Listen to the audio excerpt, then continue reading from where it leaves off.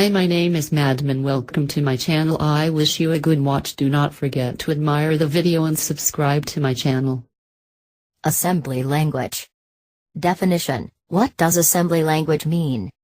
An assembly language is a low-level programming language for microprocessors and other programmable devices. It is not just a single language, but rather a group of languages. An assembly language implements a symbolic representation of the machine code needed to program a given CPU architecture. Assembly language is also known as assembly code. The term is often also used synonymously with 2GL. Techipedia explains assembly language.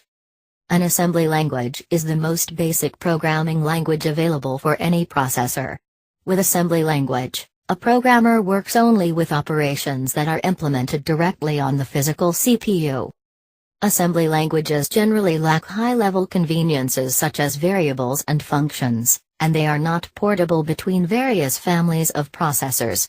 They have the same structures and set of commands as machine language, but allow a programmer to use names instead of numbers.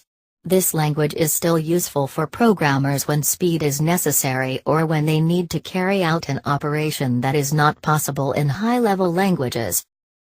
Please subscribe to my channel and you like the video, and we need your comments on our video so we can develop the videos next time. Goodbye.